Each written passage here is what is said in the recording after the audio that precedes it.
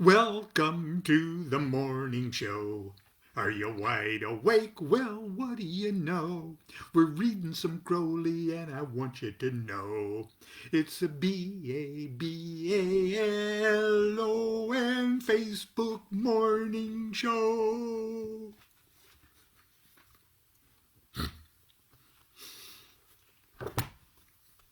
Constance said I wouldn't do it. Well, with all due respect to the late Mr. Wayne West, who had the local Lincoln, Nebraska television morning show on KOLN TV, Channel 10 at the time, in Lincoln. That's how he opened the show every morning. And I still remember him because he pinched my mother's butt when she drove me into Lincoln and I auditioned for the show playing my guitar. That's all I remember of him besides him singing a terrible rendition of Fly Me to the Moon. But let's not speak ill of the dead. Of the dead. Well, anyway, we're on the chapter on Liber Samekh. Not to change the subject. And yesterday, we talked about Crowley's invocation of his own holy guardian angel, which finally succeeded. And he used the formula of the Abramelin operation, but he entirely internalized it and performed the whole ceremony finally successfully while walking across China or riding a small pony across China.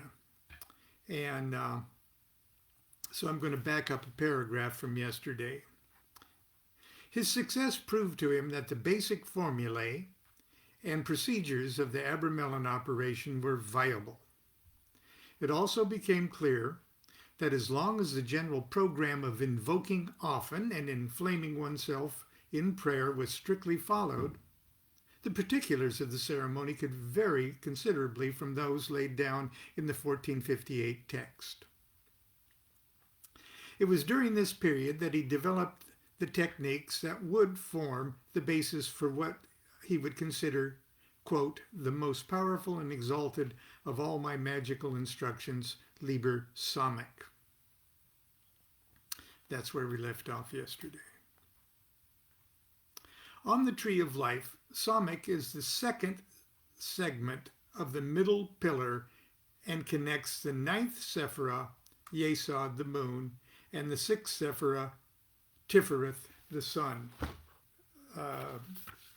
Let's see if I can quickly, maybe I can't find it. Let's see if I can find us a Tree of Life. Yeah, here we go. So there's nice BOTA Tree of Life. There's Tav. Look at the center pillar. There's Tav, connects 10 and 9, but Samekh connects 9 and 10. Got it? Okay. It's Sagittarius. It's an arrow. So imagine an arrow shooting straight up from the moon to the sun. Okay.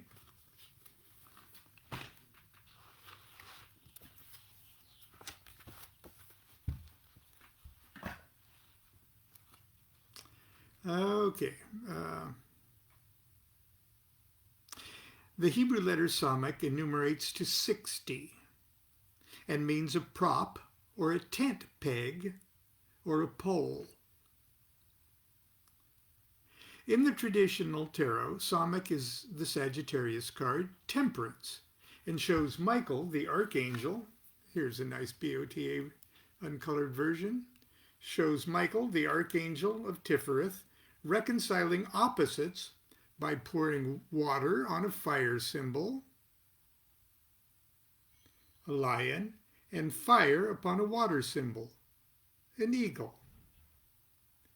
Above the angel is a rainbow, the biblical symbol of God's covenant with man.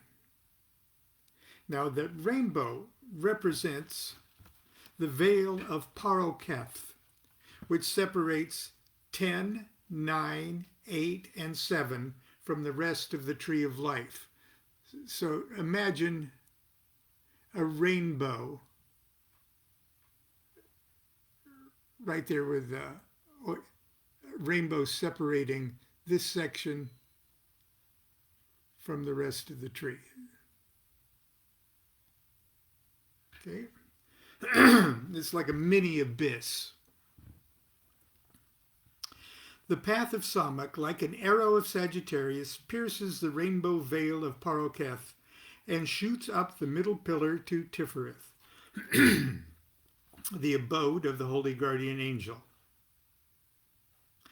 The version of Liber Samach with which we are most familiar was prepared in 1921 for the benefit of Abbey of Thelema resident, Frater Pro Gradior Frank Bennett.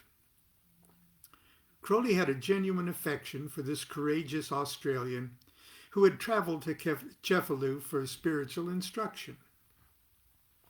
One afternoon, while walking together to the beach, Crowley, in the course of casual conversation, said something to Bennett that instantly unknotted a personal, unresolved internal conflict that had frustrated his spiritual advancement for nearly 30 years.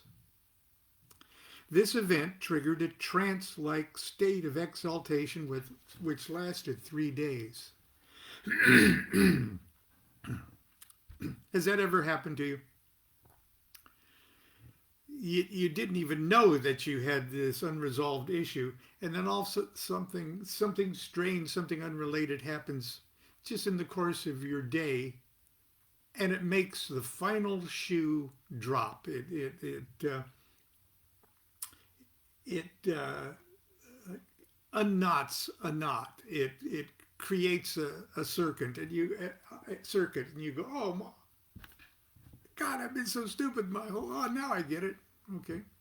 Well, that's what happened with Bennett, with Crowley's little discussion while trotting off to the beach. Okay. Crowley was so pleased with Bennett's receptivity to the program that he wanted to present him with a master ritual for the invocation of the Holy Guardian Angel. Liber Samach is that gift. I've got a frog in my throat this morning. The scaffolding of the ceremony is Charles Wycliffe Goodwin's 1852 translation of a fragment of a Greco-Egyptian work upon magic, which Mathers included as a preliminary invocation in his translation of the Lesser Key of Solomon, or the Goetia. It was informally known in the Golden Dawn as the Bornless Ritual, and purists call it the more ancient name, the Headless Ritual. To this, Crowley added an interpretation of the barbarous names etymologically or Kabbalistically determined and paraphrased in English. So much for the skeleton of the ritual. Its soul is the running commentary and visualization instructions in points 2 and 3. Here we find detailed directions relevant to the magician's internalized processes. In no other work is Crowley so explicit as to what should be going on in the mind of the magician. The ritual is performed entirely on the magical plane in the magician's body of light. Everything is visualized, and Crowley is clear on every point. Also, buried in the comments are treasures of magical data found nowhere else in Crowley's writings. Fundamental definitions of terms, concrete explanations of abstract concepts and other gems that serve to fill many holes in the magical education of even the most knowledgeable student. My only criticism of Liber Samach deals not with the ritual, but its original format. I must confess, when I first began to study it, I concluded I would never be able to construct a workable ritual from the material. Important comments and directions vital to the understanding of the ceremony are distractingly scattered throughout the two essays, points 2 and 3, at the end of the ritual itself.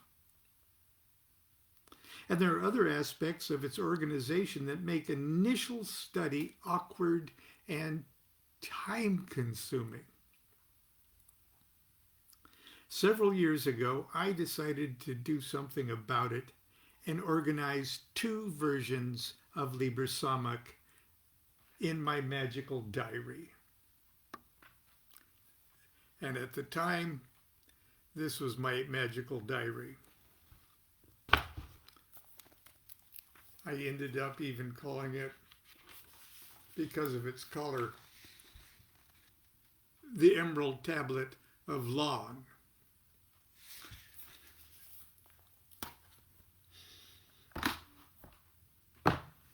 Okay, here's what I did.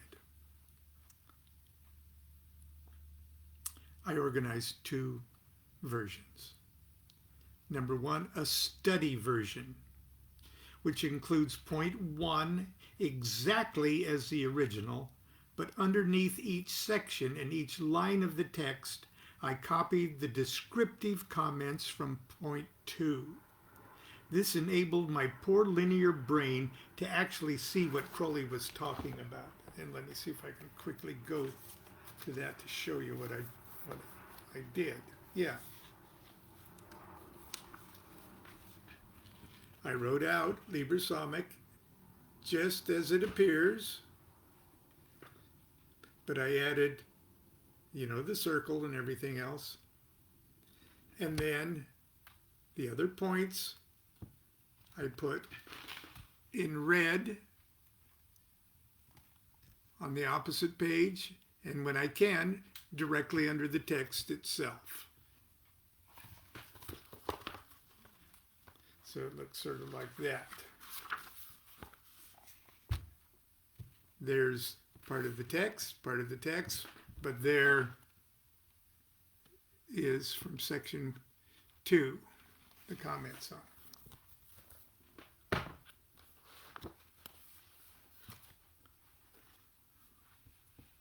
This enabled my poor linear brain to actually see what Crowley's talking about. Then, part 2, I did a working version, which serves as a practical script, displaying only the words, directions, and diagrams necessary to actually memorize and begin rehearsing the ceremony. And let's see if I got my bookmark in that right place to show you that. Okay. So here is what the script then looked like. There's that. See, I've got the stars, everything else.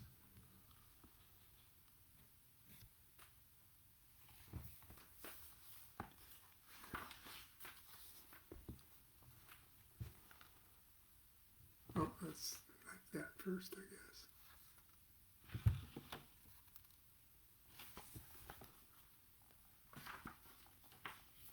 There's only truly, when you put it as a script, there's only 1, 2, 3, 4, 5 pages when it's just a script.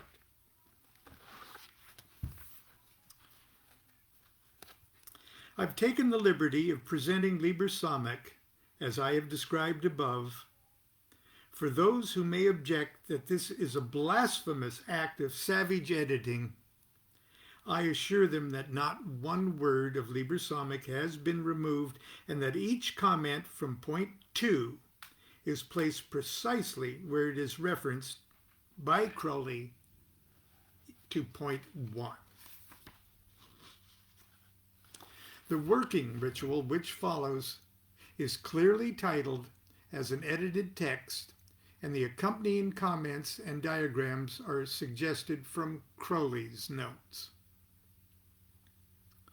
Before we proceed to examine Liber Psalmic, I feel it's necessary to say a few words about Crowley's interpretation of the barbarous names which were part of the original fragment of a Greco-Egyptian work upon magic.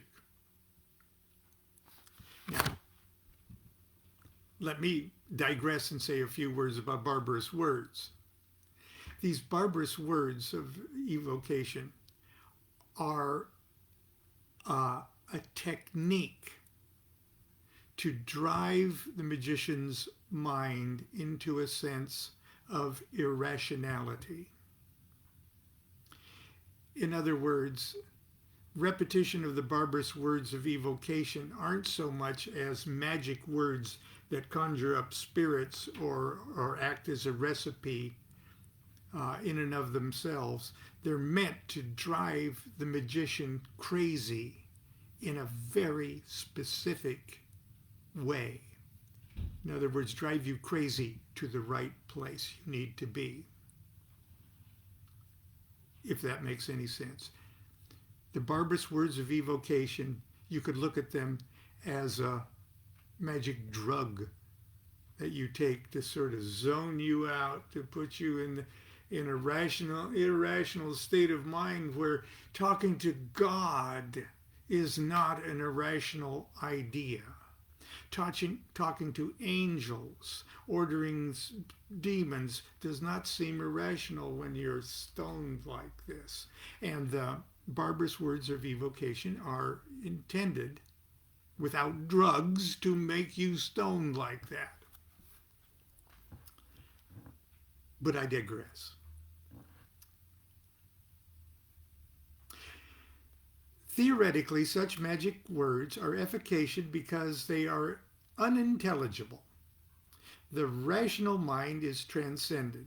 The magical plane is accessed by the magician babbling a string of strange-sounding words and phrases. Interpreting the words would seem to defeat this process. And there are many practitioners who feel this was an unnecessary exercise on Crowley's part. Personally, being familiar with Crowley's analysis of the names has neither helped nor hindered my appreciation of the ritual.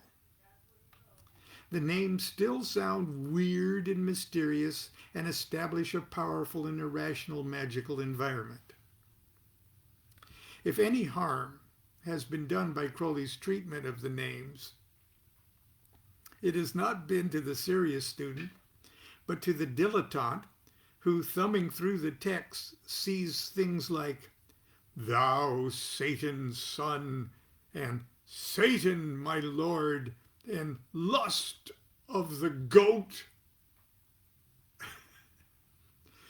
More than one cult crime expert has quoted the above section out of context on television talk shows in an attempt to prove Crowley was an evil Satanist. An evil Satanist, or what they think Satanists are.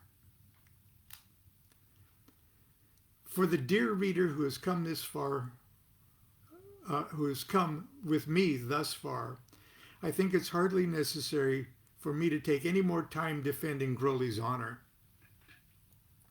A careful study of his work does an infinitely better job than I ever could. Even a beginning student of Kabbalah can easily see how Crowley arrived at the various compound meanings to the names. He analyzed them letter by letter as if they were spelled in Hebrew. To each Hebrew letter is attributed a meaning, a number, a tarot trump, and a host of other Kabbalistic correspondences. A equals Aleph, the letter of breath. R equals Resh, the sun card. Therefore, Arr. Crowley interpreted, O breathing, flowing sun. Arr. O breathing, flowing sun. Satan usually pops up when the letter O takes center stage. O equals Oyen. The I equals Capricorn. The goat equals the devil card. 3 O's in a row. Ooh. He translates, Satan, thou eye, thou lust, repeated 3 times. It's as simple as that. As for an initiated interpretation of the word Satan, Crowley gives us the following from chapter 5 of Magic and Theory and Practice. O, the exalted, quote, devil, unquote. The other secret eye by the formula of initiation of Horus, elsewhere described in detail. This devil is called Satan or Shaitan, and regarded with horror by people who are ignorant of his formula, and imagining themselves to be evil, accuse nature herself of their own phantasmic crime. Satan is Saturn, Set, Abrasax, Adad, Adonis, Attis, Adam, Adonai, etc. The most serious charge against him is only that he is the sun in the south.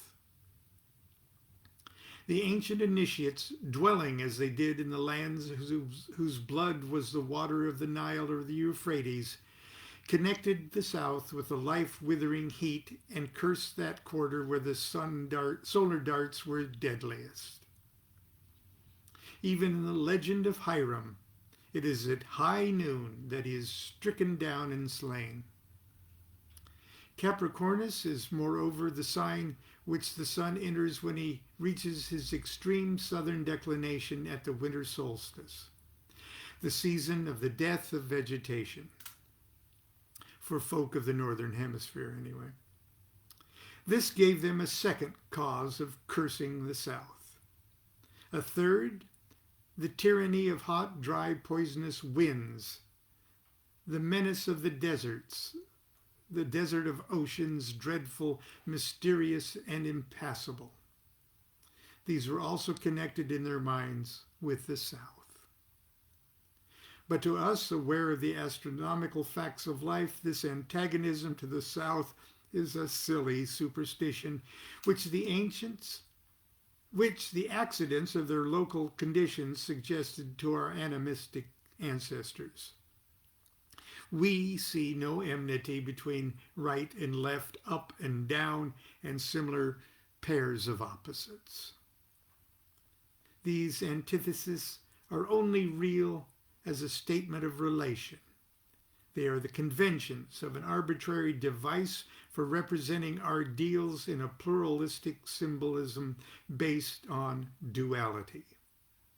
Good must be defined in terms of human ideas and instincts. East has no meaning except with reference to the Earth's internal affairs. As an absolute direction in space, it changes a degree every 4 minutes. Up is the same, for no 2 men, unless one chance to be in a line joining the other with the center of the earth. Hard is a private opinion of our muscles. True is an ultimate and unintelligible epithet which has proved refractory to the analysis of our ablest philosopher.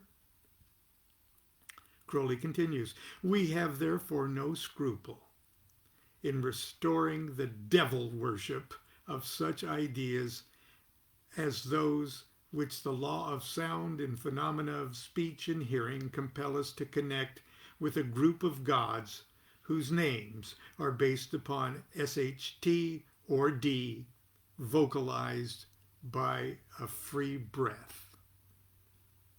for these names imply the qualities of courage, frankness, energy, pride, power, and triumph. They are the words which express the creative and paternal will. Thus, the devil is Capricornus, the goat, who leaps upon the loftiest mountains, the Godhead, which, if become manifest in man, make him Aegepan, the all. The sun enters this sign when he turns to renew the year in the north. He is also the vowel O, proper to roar, to boom, to command, being a forcible breath controlled by a firm circle of the mouth. He is the open eye of the exalted sun, before whom all shadows flee away. Also the secret eye, which makes an image of its God, the light, and gives it power to utter oracles, enlightening the mind. Crowley continues, he is man-made God, exalted, eager. He has come consciously to his full stature, and so is ready to set out on his journey to redeem the world. But he may not yet appear in his true form. The vision of Pan would drive men mad with fear. He must conceal himself in his original guise. Unquote. I hope the reader will find the following more user-friendly version of Liber Psalmic helpful adjuncts to their study of this most important work. And now, we must start this tomorrow. I'll read Liber Psalmic as organized anyway in the Magick of Aleister Crowley.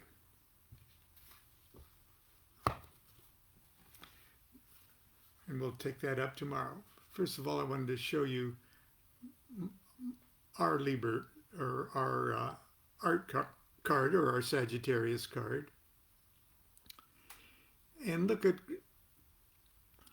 Crowley's mercurial sigil and how you can see a stylized version of this image.